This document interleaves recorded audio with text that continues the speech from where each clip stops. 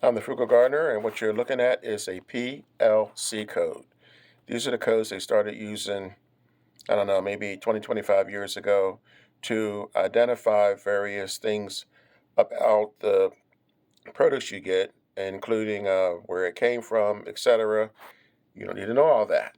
The purpose of this video is to show you how you can pretty much grow sweet potatoes for almost nothing. These are actually yams.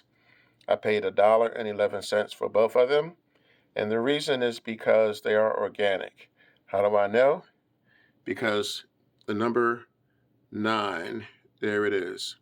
9 for 817.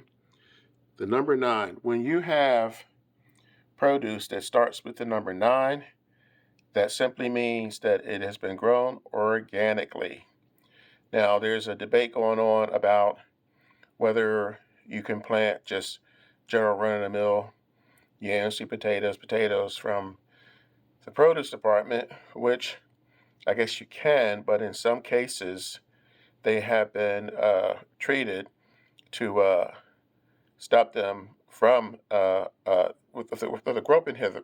With a growth inhibitor, I'll get it straight, and that basically stops whatever is treated from growing. And in some cases, you can still grow it, but I don't know about you. I'd rather not have the chemicals. And if you start now, when it's early March, it takes a while for these to sprout. I started this back in December, and this is what I have. This has gotten pretty tall. These are slips. Basically, you just snap these off, you put them in water, they root, and you plant them. And you have sweet potatoes. This was actually started December the 12th. Now, this is going to have to be moved.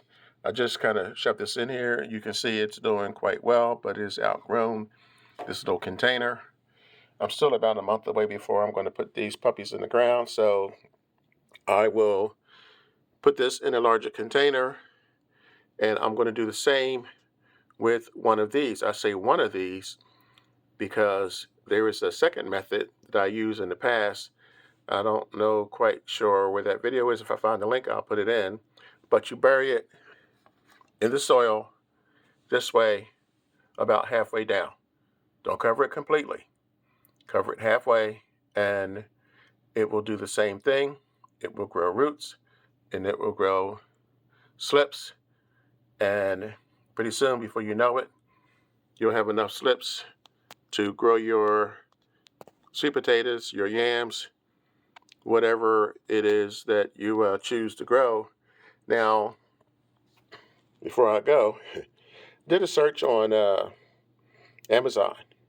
Now, this is probably not the norm, but someone was selling these slips for $28. Now, I don't know who's going to pay $28 for sweet potato slips, but that's kind of a hefty price to pay. I have bought slips online in the past.